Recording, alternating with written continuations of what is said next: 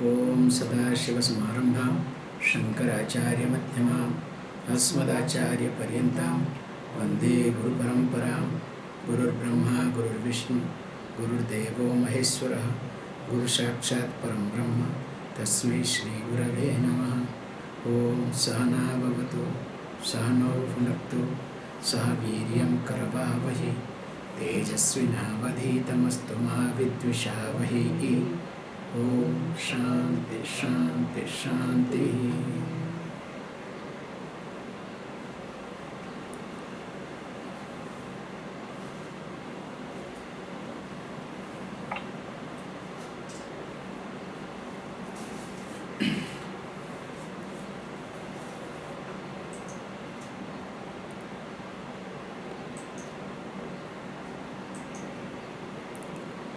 Good. Looks net is very slow. I don't know from my end or from all you.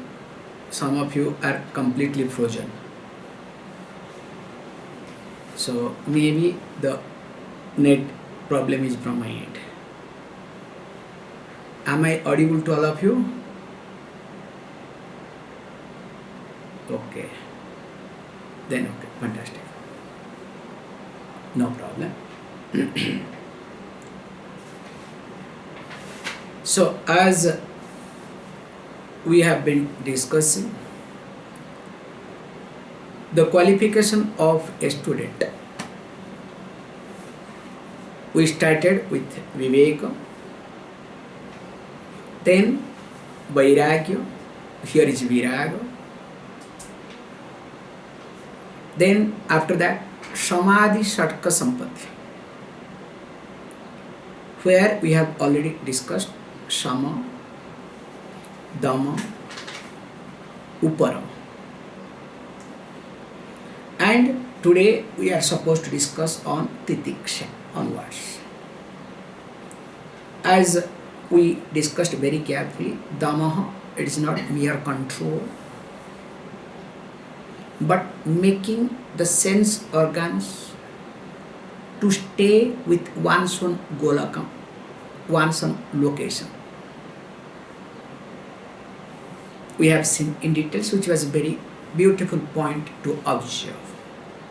Because if we do not make this point clear, definitely we will be wasting a lot of energy controlling our sense organs, and in the process always there will be fight, and time will come we will get exhausted. So after this thing also we discussed this Uparamaha. So while discussing Uparamaha, that we looked at very carefully how one should make that one's own thinking process free from the influence of external objects. And of course, we discussed this point. Generally, this is what people try to do. But if this Viveka Vairagya, Samadhanam is not being followed, only we try to do Uparamam or Uparati, definitely there will be a lot of side effect. That point also we have discussed. Now here when it talks about Titiksha, as you know, this word tolerance or endurance is highly publicized. So generally people in each way, each language, in each field, whether it is in corporate field, religious field, or in house, everywhere they do talk, hey, you need to tolerate, you need to endure. But really, what is a tolerance? What is endurance? In fact, we openly say, a tolerance is something presupposes that helplessness in you. Unless a person feels that I am helpless, weaker,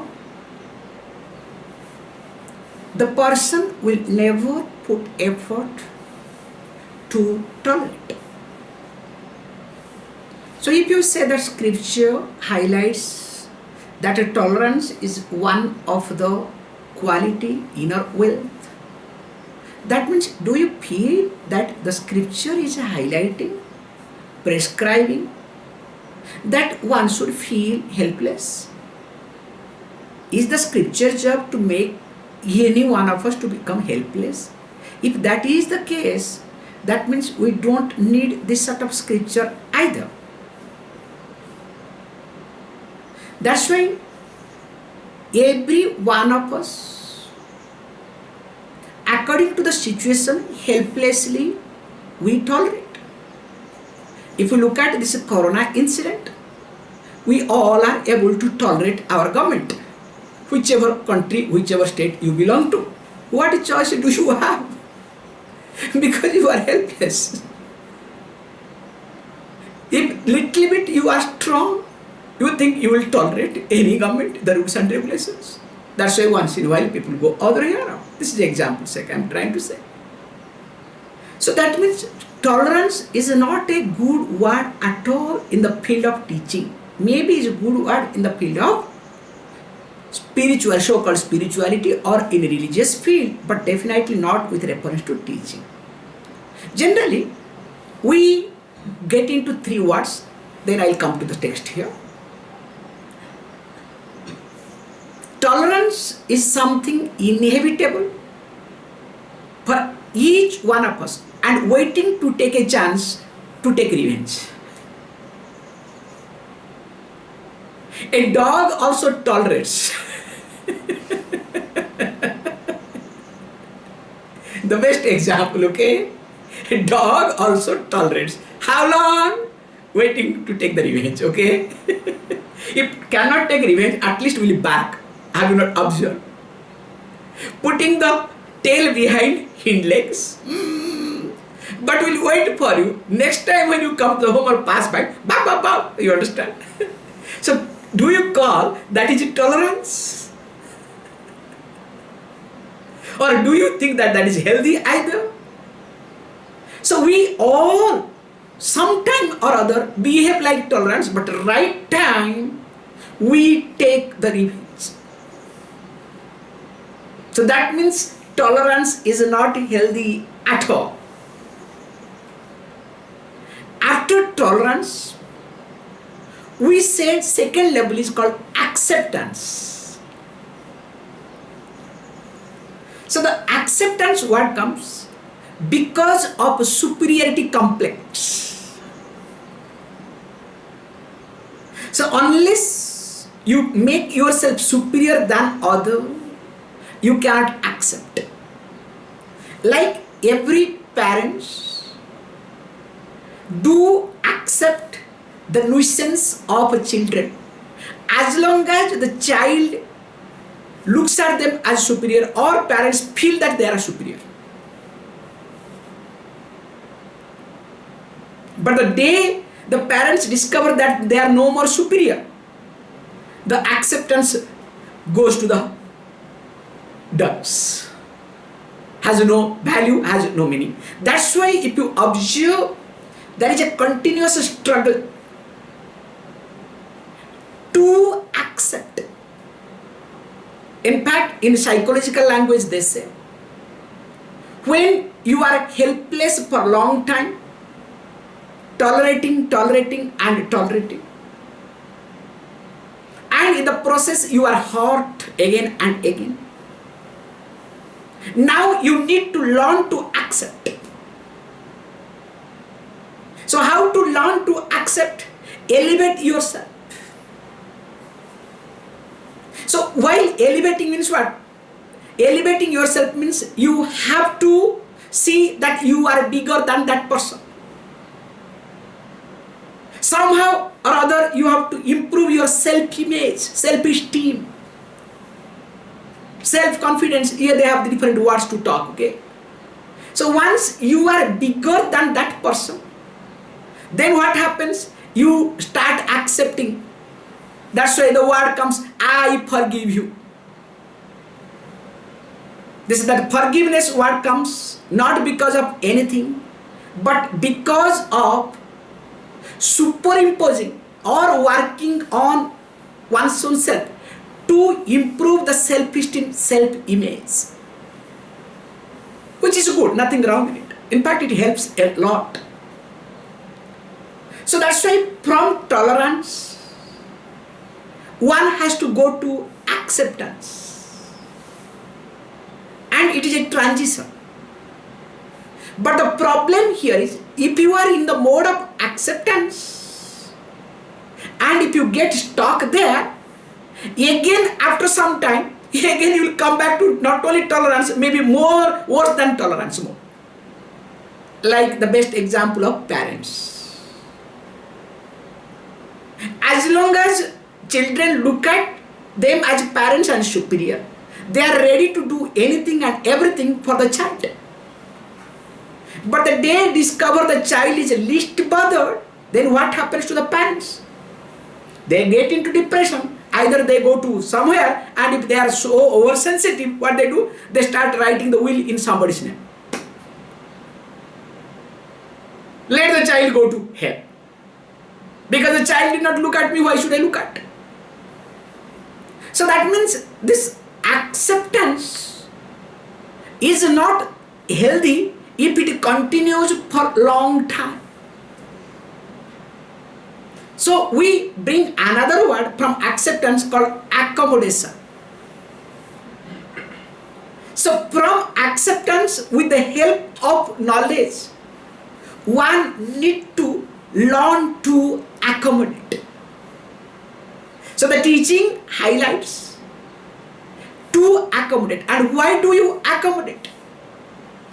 Like how the space accommodates. Why does the space accommodate? Because it's the job of the space to accommodate. So when you accommodate, please understand, I would like to say, when you tolerate out of helplessness, you accept with conditions. Whereas when you accommodate, you accommodate.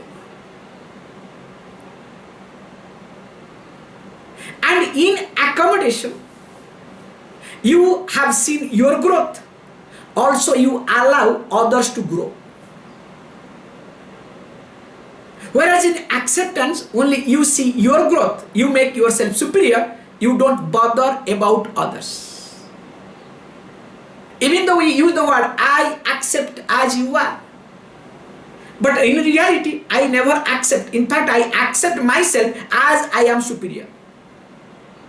When I use the word, I accept you as you are, actually what I mean is, I appreciate, I accept, I see as I am superior.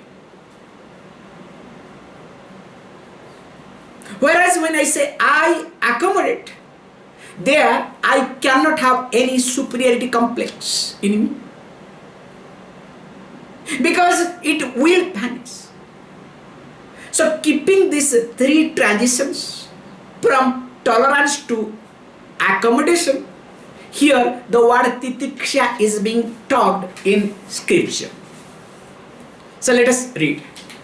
Sahanam sarva dukkhanam apraktikara purvakam chinta vilaparahitam sa titiksha nigadyate.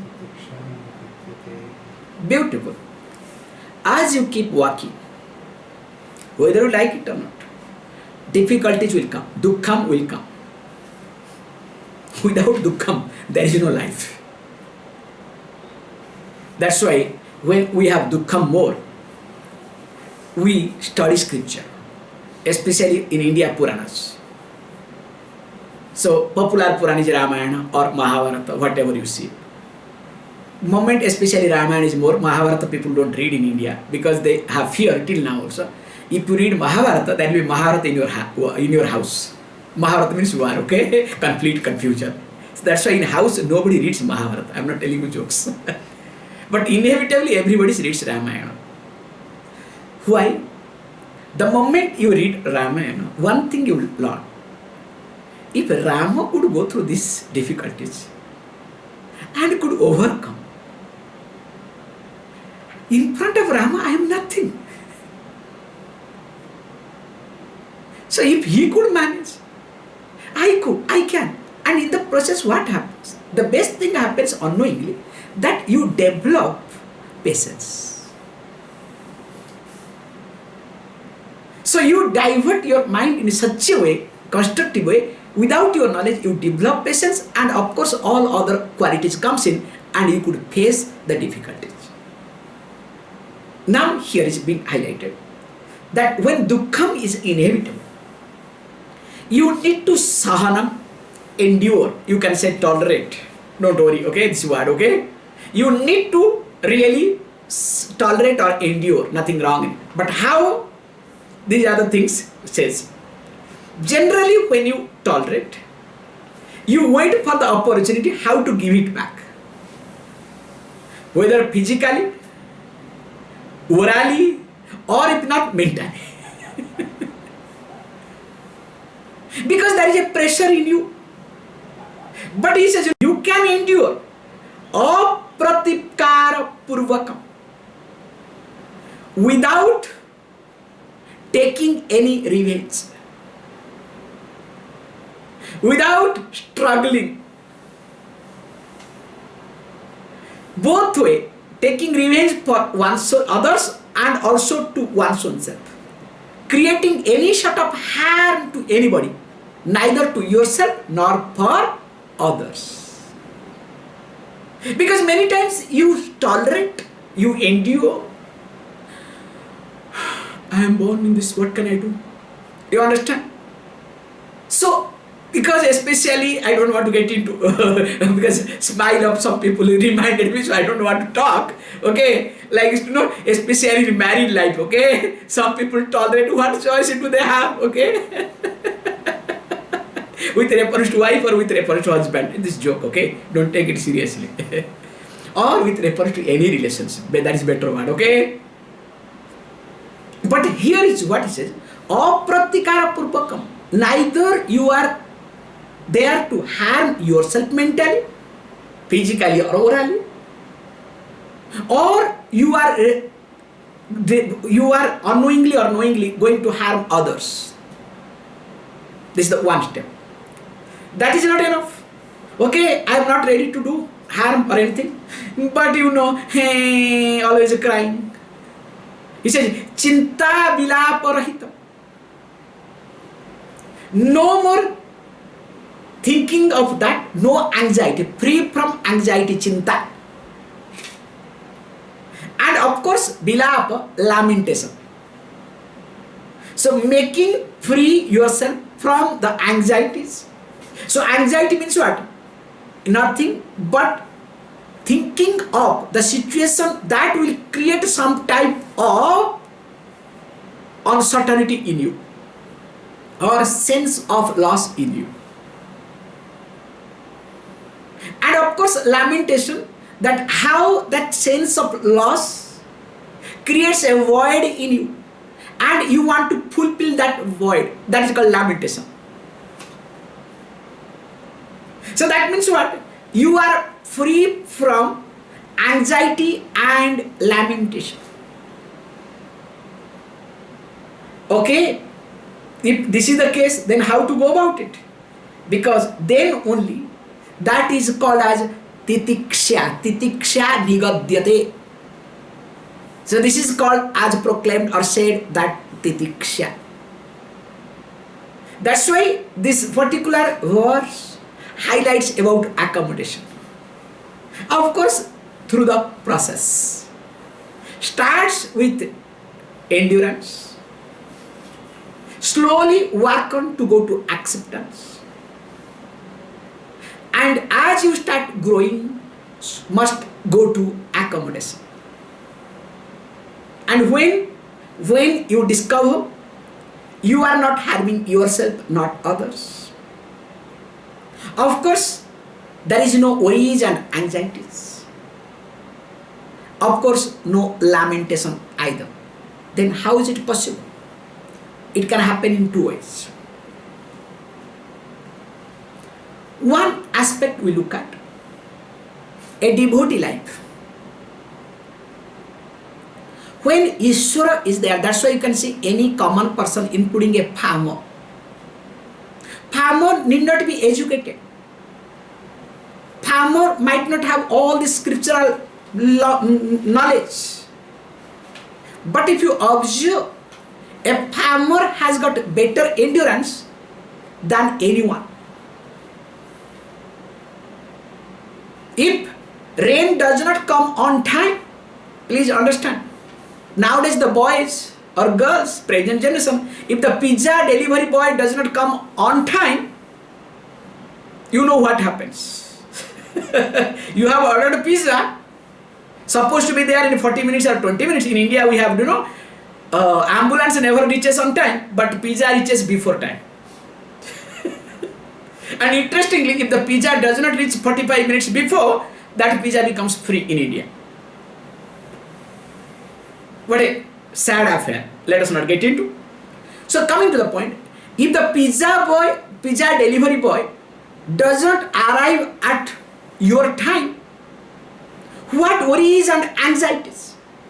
How restless the present generation children. Telephone, where are you? Tracking, what not? In 5 minutes delay. How much pressure is being created in that whole atmosphere? Whereas if you look at a farmer, the rain does not come on time. If the rain doesn't come in time, you can see still the farmer has got faith, has got trust in God. If not, maybe this is what I did, it is up to the God. I did my best. Let God take care of it. That the trust in God takes care of him, he takes care of his mental status. Can you see this point? And that is also indirectly Titiksha. The farmer does not take and start fighting with the God, nor fighting with the neighbor, you understand? Not supposed to, okay? Nor curses himself. Okay? So now if you observe, one way to get Titiksha is having complete trust in God. Of course, little bit here and there it will keep changing, but it is easier. Other one is developing in a process, because when you have complete trust in God, I am using the word complete trust. Of course, the complete trust in God only comes when there is knowledge. But here is being taught through this process of Viveka Vairagya, Samadhanam Uparati, also one can arrive at a Titiksha. There is no other alternative. Okay, I understand Titiksha is good. Then what is Shraddha? Let us read, okay? Shastrasya Guruvakyasya Satyabuddhi, okay, Shastrasya Guruvakyasya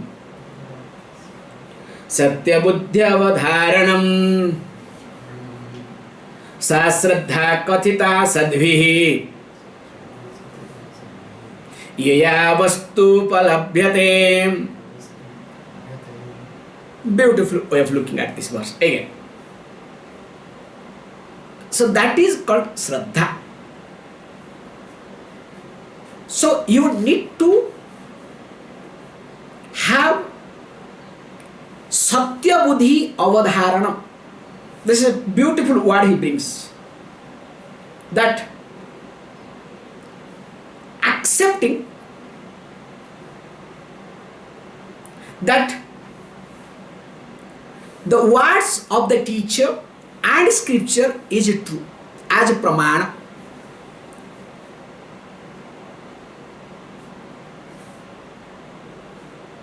How the eyes are pramana with reference to color and form, not with reference to sound. Remember this much, okay? The eyes are pramana, means of knowledge, in the field of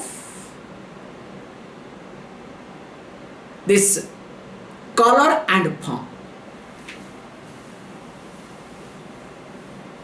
The ears becomes pramana in the field of sound. So also the words of the teacher, of course in keeping with the scripture, that's why it's a Shastrasya Guru Vakyas always go together. The problem is gurus only talk their experiences nowadays. That is not guru, that is not teaching, okay? So you should have trust. Then things will go other way around. Nowadays plenty of gurus are available. They don't go along with the scripture. Once in a while they quote scripture or sometimes talk in line with scripture. There the problem will come. Because there you will discover they will highlight more their experience than the teaching. That's why we are very careful. If any teacher highlights consciously or unconsciously, subconsciously or unconsciously, whatever, knowingly or unknowingly, better word, the experience part, that means be careful. That's not the teaching. So here is being highlighted that how the eyes determines and final authority with reference to color and form, and how much trust you have on eyes. So also you need to have that much trust in the words of the teacher who speaks in keeping with scripture, with reference to yourself, with reference to the truth. This is a big responsibility. Because what happens when the person has got a trust in Guru in some other aspect, like people go to Guru, what will happen to my future? In India especially, okay? So if I am associated with a Guru, my family will be in better condition. My children will prosper. Everything will be good. I am not telling you jokes. Every family has got a Guru, not because of the teaching, okay? Only because of all these things. So sometimes they are very close with the Guru, put the Guru in high pedestal, big photos, and if nothing happens, remove the photo and throw it. Poor Guru, okay? That's why Gurus also are clever. They don't stick to one person. They will have many. So if one house's photo is being removed, don't worry. In another 5 houses it will be added, okay? So it makes no difference to the Guru either. However, here is being highlighted very nicely. So if the person starts looking at, like, instead of this color and form, for the color and form eyes are means, but if you start looking at sound, for sound eyes becomes pramana, you are misunderstood. Can you see this point? Because for sound ears become pramana, not the eyes. So the Guru's job is to teach you the knowledge of yourself. And who are you? That you are Atman, you are Brahman, you are the totality. You are not an insecure person. So with reference to self-knowledge, the Guru's words in keeping the scripture is ultimate. Even if it is painful, even if it hurts, still if you have Shraddha, you will overcome. Whereas if that Shraddha is not there, because you have looked at, this is what called, I have, my trust is devastated. Why? Because you looked at eyes as means of knowledge for the sound. So when you look at Guru's word with reference to your welfare, well-being, or family's welfare, family's well-being, or your establishment, future establishment or future settlement, if you start looking at the words of the Guru in any other aspects, if not today, tomorrow, definitely you will not have trust, or you will really lose your trust with the Guru. So that's why here he says, now when you have this Satya Buddhi Avadharana, looking at as Pramana, means of knowledge. He says, look, Sa Shraddha iti Katitha. And by whom? Sadbhihi, by the wise people, by the learned people.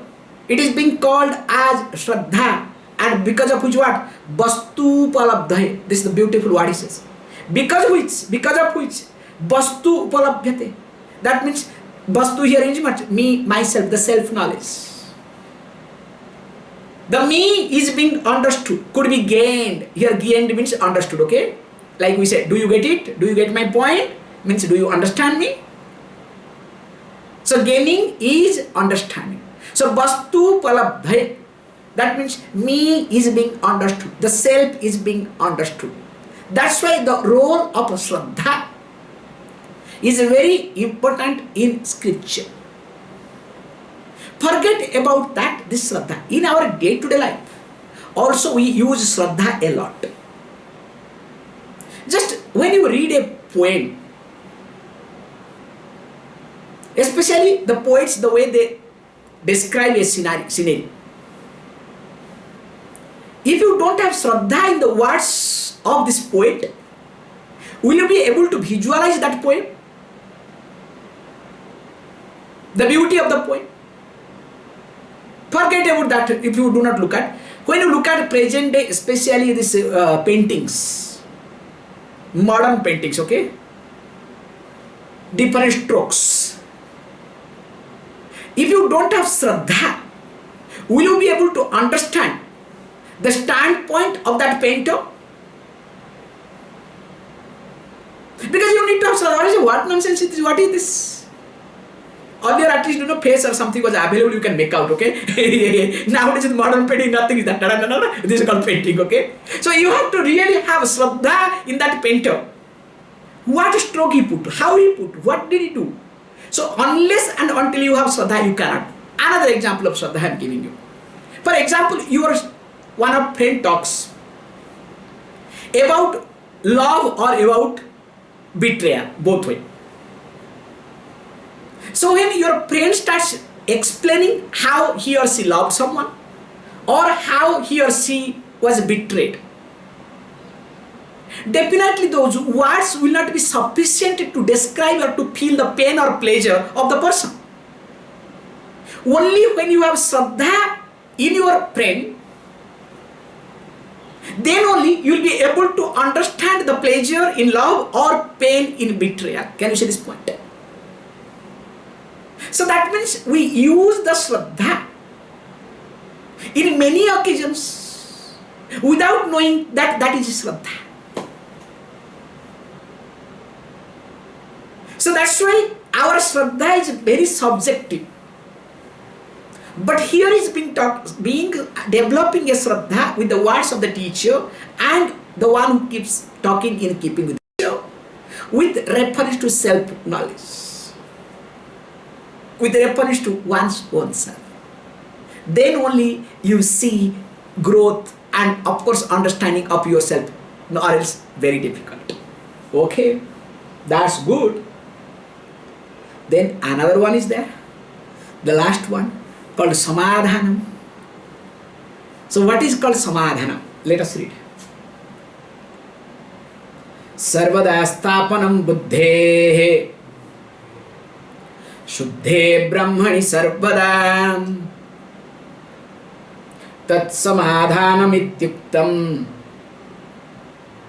natu chittasya lalanam. Another beautiful point.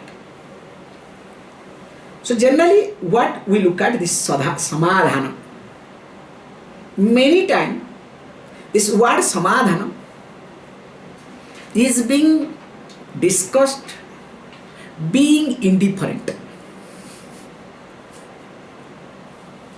which is wrong, okay? So you should be indifferent especially to the pain, to the negative tendencies. So you should grow out of all these things. That is what the Samadhanam is being highlighted by this present Neo-Vedantins. The heart that you have. So you should be indifferent. That is called balancing yourself. You understand? Samadhana, balancing yourself. Well-being. That is called well-being, balancing yourself.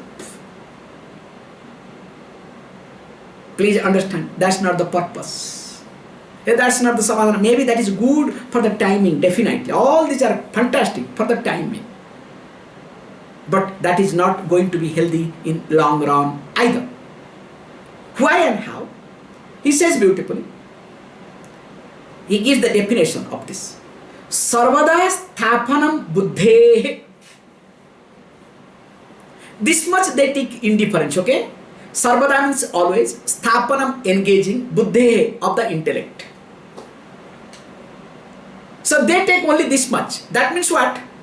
You should always use your intellect not to destroy yourself, not to allow yourself to destroy or fall prey of anybody. So be indifferent. You understand? So always you keep working on how to sharpen your intellect. So how to do not fight with system all the time. And finally you die only fighting and fighting. And we have a best example of Karna. Karna is such a character in Mahabharata. Poor Karna. From childhood. Because of the abandonment of, because he was abandoned. Okay, why he was abandoned, that's another issue. Let me not get into. So because he was abandoned, he wanted to prove. He wanted to be accepted. And in the process, he became a best archer. But he forgot that he was the son of Surya. The best part in him was forgotten. But in order to be accepted, in order to be proved, he did anything and everything. And it finally came to a stage where he was not supposed to give out his, kavacham. Kavacham means the protection for the chest, which was divine, given by Surya itself. He did not mind to give it away just for acceptance, and because of which he finally died. Kavacham and Kudala, this one. So we have a beautiful example. That's why the Karna, the best person, the best example, which nobody can become like him. But because of this buddhi, working on this buddhi, okay, you understand, to be accepted, finally he lost. He died helplessly. Here he says that if you do that, you will end up in that. But next line he brings, Sarvada Sthapanam Buddhe, where the intellect to be engaged, Suddhe Brahmani Sarvatha. It is not sharpen your intellect to protect yourself or to feel better, but sharpen your intellect in such a way that it should abide in any conditions, in all sarvatha means all conditions, where Suddhe Brahmani, in your pure self, in yourself. So the intellect is being used to abide within yourself, all conditions. Generally what you do, in being indifferent means what? Elevating yourself, but not abiding with yourself. Can you see this difference? Abiding one's own self is one step. Whereas if you elevate yourself, that will fluctuate. Because every moment, every day, you cannot elevate. How long you can keep elevating? Elevation is exactly like meditation. You understand? Today you meditate. Wow, today meditation was fantastic. Because you had some good color, good form, good experience. Tomorrow, Today meditation was not that good, you understand? So after meditation, the expression will be visible, okay? Whether meditation is good or not. So also alienation part. So that's why here is being highlighted. So use your intellect, sharpen your intellect, be aware of your intellect in order to abide within yourself and in all conditions where you never feel that you are superior or you are inferior or anything. And of course, that is what is being called very nicely Samadhanam iti. And remember, he uses word, there is a possibility, that is a very good word he uses. Remember, not to, but not. Definitely not. Chittasya lalanam. Indulging mind in curiosity. Or you can say, going along with the mind. Entertaining the mind. Chittasya lalanam. So whatever mind says, now you cannot fuel, you cannot go along with, you cannot get carried away. Because mind says, let me go. Let me do it. It was very nice. Because there also you feel very good, no doubt in it. You are one-pointedness. You understand? Suppose your area is a very nice example we give in our childhood. This is what we understand. This concentration part we talk. This is called Samadhanam. Sometimes they call as concentration. Oh, now it's coming after a long time. Okay, this one. Okay, you should have concentration. You understand? So this concentration example we give in India in our childhood is very nice example we have. We had, now it's vanishing. Those days it was. Those days very few cricket games were being played, and of course it will be telecasted. People cannot really go to the stadium to see. Nowadays anybody and everybody can afford. Those days, to be very honest, it's not that easy. So we'll be seeing cricket. And because why I'm saying giving the example of cricket, because cricket is a long time. Those days 50 overs, okay, and test, forget. So 50 means 100 overs, whole day goes. And you should see the child who cannot read a book for more than 5 minutes, okay, so restless. Same fellow in front of the television from the morning till evening, okay, not even a single ball that fellow misses. Can you believe it? Like this. And if that time, if anybody passes by in between television and that fellow, okay, you understand? As though the fellow is missing everything. So you can see that concentration, highest concentration, because nowadays it is gone. Do you know why? You have recorded facility, you have this, that, and hundreds of games. Interest is gone, okay, to be very honest. And especially this betting and IPL buying, official betting and whatnot, everything is gone. What I am trying to highlight here is, so here, there what you do is, while watching the cricket example, you entertain your mind, and because you entertain your mind, you are indifferent to the society, you are indifferent to everything. In fact, there is no worries and anxieties in you, nothing.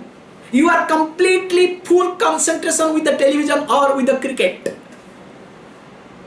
Hey, that is not the point is being talked. That's why he says what? Natu chittasya lalanam iti. So that means what? You cannot think of that to entertain your mind or go along with your mind. That is what is called Samadhanam. Okay, I understand all these things. Fantastic. But what is the last one? So last one is called was Mumukshutvam. So let us read what is Mumukshutvam. Ahankaradi dehantan bandhan agyana kalpitan swaswarupavabodhena muktum michha mumukshvutam. So he says, muktum ichha mumukshuta. So muktum ichha means the desire to make myself free. Because always my desire is to make myself bound or attached. Morning when I get up. So my first target is to make myself bound. So how to get bound? Whether with reference to job, with reference to relationship, with reference to house, with reference to anything and everything. So always subconsciously I work, of course consciously no doubt in it, to get bound with something or other in my life. Because whenever I am bound, I feel comfortable, I feel protected. I feel there is something, you understand, to hold on. And we are so much dependent on this holding on to something or other in life. That's why none of us we work to become free. Only when we are tired, when we are suffocated, when we are being challenged, that moment we want to free, not free to get rid of that suffocation, you understand? So we look for relief, not freedom. So most of the time people look for relief, not for freedom. And because the person does not want to be free, remember, nobody can make the person free either. So when you are not willing to be free, nobody can make you free either. So only freedom will come when you free yourself first. Somebody can stop you, delay the process, but nobody can really stop you. Somebody can delay the process, but nobody can stop you from making yourself free from yourself. So here is being highlighted, Moktum Ichha. So the desire to make myself free from myself, not from others, from anything. Because the problem here is, we all think to be free means I have to be free from family, I have to be free from people, I have to be free from relationship, I have to be free from anything and everything except from me myself. You understand? But here he says, how to make yourself free. He says, starting with, you have to understand where is bondage. Does your family bind you? Does your power position bind you? Does a place bind you? Your house binds you? So you have to make yourself free from the bondage. So what is that bondage? He says these are called bandhan. Bandhan means bondages. Who are the bondages? Ahankaradi dehanta. The first fellow that binds us is our ahankara, our ego. Starting from, begin with ahankara, end with what? Deha, this body. So that means my ego, my ignorance, my inferiority complex, thinking me as limited, thinking me as insecure. And you know better, we have got a lot of descriptions regarding this. So my ego, starting from my ego up to the body. But unfortunately, we never work with neither ego nor with the body. Other than if we go to body, we work everything external. You understand? So everywhere we try to know, yes, let me be free, let me be free. Free from anybody and everybody. That's why I feel free for some time. That is not freedom, that is called relief. So they says beautifully. And why this is bandha? This bandham is this bondage comes, ajnana kalpitaniti. It is kalpita. Kalpita means imagined. And why? Because of ajnana, because of ignorance. So this bondage is nothing being imagined due to ignorance. Now how to be released? Swaswarupa avabodhena. So if the ignorance is the cause of the bondage, the knowledge has to take care. And what is which knowledge? Swaswarupa, by the knowledge of one's own nature. So me being limited, my ignorance, to be taken care that I am limitless. Me being insecure will be taken care by that I am secure. Me become unhappy will be taken care that I am happiness. Me being hurt will be taken care, hey, nobody can hurt me either. Because all these things I need to understand. More I understand my own nature, the more I am abiding within myself, the more I become free from myself. And that is what is called mumukshutva. The desire to make myself free from myself.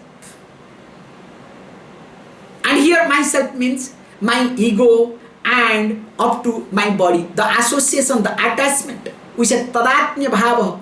Oneness with my ego and with body, up to body. Because always based on that I behave. If my ego is elevated, I am elevated, happy. If my ego is punctured, we say puncture, your ego is punctured, okay? I have the tower. Nowadays, tubeless tires, no puncture comes, okay? So if your ego is punctured, this is a good word you say. Is your ego punctured or what? So bloated ego. We have the two words, na? Bloated ego, punctured ego, okay? So if your ego is punctured, you know what happens. You are also punctured. You cannot move at all. So here, when this talks, now to make sure that I should be free from myself, my own limitations, which is created by me knowingly or unknowingly. And it is nothing but because of ajnana, ignorance. Okay, I understand all these things. But don't you think it's a very tough job? Finally. Let us say this is what you are talking about, the best students. But I don't think I can. I have everything little bit here and there, okay? Do you think I can manage? Don't worry. If you have little bit, if you are not the best, Uttama Adhikari, if you are Manda or Madhyama, means second level, don't worry. How to go about it? What is to be done? Which we will see tomorrow. Please close your eyes.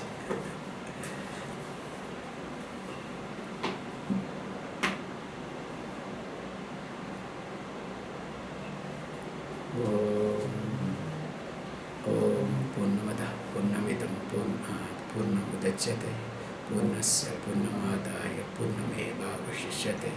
Om Shanti Shanti Shanti.